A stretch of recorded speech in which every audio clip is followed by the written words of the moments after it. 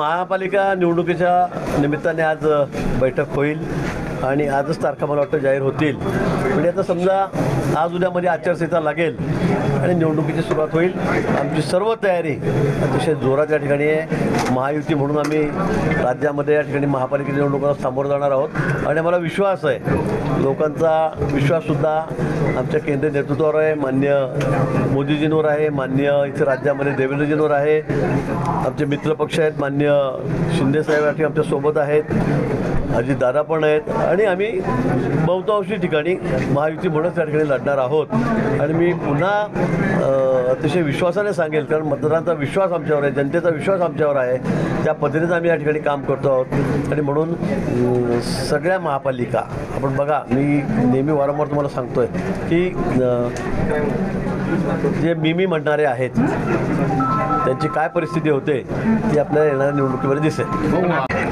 आता मी सांगितलं 100च्या वर, जर आम्ही 125-22 जे असतील काय सीट असतील तर जर आम्ही 100च्या वर निवडून येणार आहोत तर यात काय कोणाचं आव्हान आहे कोणाचं नाही आहे त्याचं काही मला चिंता नाही. मी सांगेल पुन्हा की नाशिककरांचा विश्वास, जनतेचा विश्वास आमच्यावरच आहे. समोरचे पक्ष तुम्हाला कुठे आहेत, काय त्यांची परिस्थिती काय याची कल्पना आहे.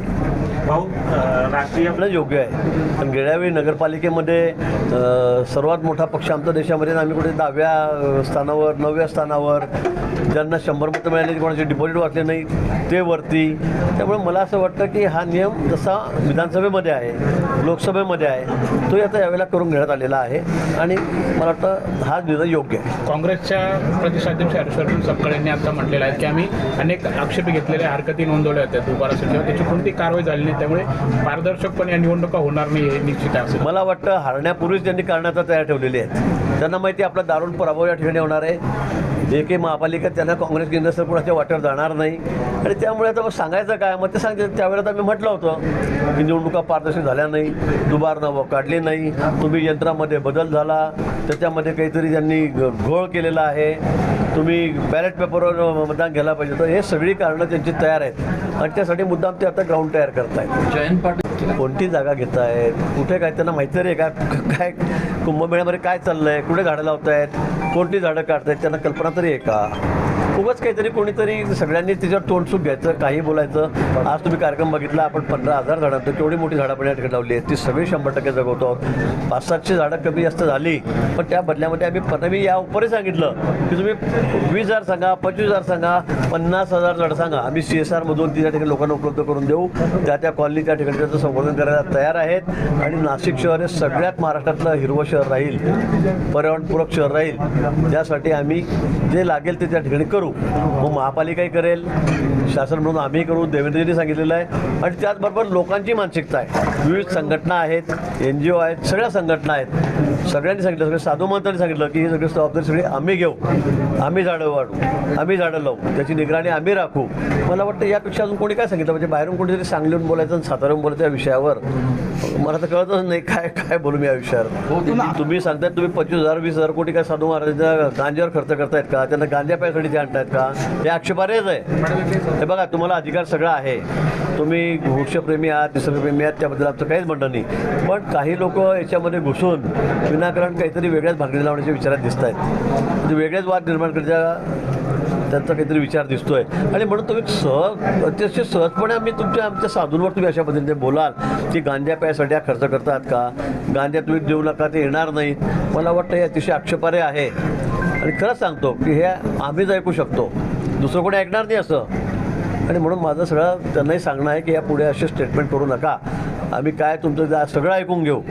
पण अशा पद्धतीने तुम्ही असं म्हणत असाल, कोणी म्हणतात काय केलाच पाहिजे का कुंभ, हे कसं सहन करणार आम्ही, हे आम्ही अजिबात सहन करणार नाही. 2 दिवसापूर्वी बघा, युती झाली तर काही प्रमाणामध्ये कमी जास्त होईल, कारण आता शेवटी युतीचा फायदाही आहे आणि थोडा कार्यकर्त्यांना म्हटलं थोडा तोटाही आहे. पण आम्ही युतीत लढलो तर मी पुन्हा सांगेल की आम्ही 100च्या वर, म्हणजे असा अनपेक्षित आकडा आपल्या समोर या ठिकाणी येईल. निश्चित नाशिकचा विश्वास हा भाजपवर आहे, देवेंद्रजींवर आहे, युतीवर आहे, युतीच्या सगळ्या नेत्यांवर आहे. आणि त्यांना माहीत आहे की नाशिकचा विकास किंवा येणारा कुंभमेळा हा या ठिकाणी आम्हीच यशस्वी करू शकतो याची खात्री सर्व नाशिककरांना आहे. देवेंद्रजींवर विशेष करून त्यांचा मोठा विश्वास आहे. त्यामुळे नाशिकमध्ये 100चा आकडा पार करणं आम्हाला काही कठीण नाही. जरुरीची अपेक्षा अधिक, त्यामुळे काय नसतील. कारण आता काल परवाच अधिवेशन संपलेलं आहे. मतदारसंघातले काही कामं खोळंबलेली आहेत किंवा बाहेर गावी असतील. मी अजून त्यांच्याशी बोललो नाही, पण मला वाटतं आम्ही सगळे एकत्रितपणे या ठिकाणी आहोत. सगळे एकत्रितपणे आम्ही कुंभमेळ्याची तयारी करतो आहोत आणि त्या निवडणुकासुद्धा आम्ही महायुती म्हणून, ते आमच्या महायुतीचे आहेत सगळे, दुसरं तर कोणी नाही फार. आम्ही सगळे एकत्रितपणे लढतो आणि सगळ्या कामामध्ये आम्ही विशेष करून कुंभमेळ्याच्या कामात आम्ही सगळे सोबत आहोत. तर त्यांची गरिमा त्या पदाची राखली पाहिजे असं कोणी बोलता कामा नये. पण तुम्हाला माहीत आहे कोणाची कबर खोदली गेलेली आहे सध्या. बिहारमध्ये काय झालं, तुमची कबर अशी खोदली गेली, त्या कबरीच्या खाली अजून तुम्ही किती फूट चालले गेले, 100 फूट खाली चालले गेले. काय राहिलं, राहुल गांधीला 5 आणि 6 जागा मिळतात 250पैकी, तरी पण आमची कबर खोदायच्या गोष्टी करतायत. मला वाटतं या लोकांना वाटत कशी की जनमनाची. आणि मग अशा घोषणा देऊन तुम्ही अजून तुमची कबर खोल करतात. आजच्या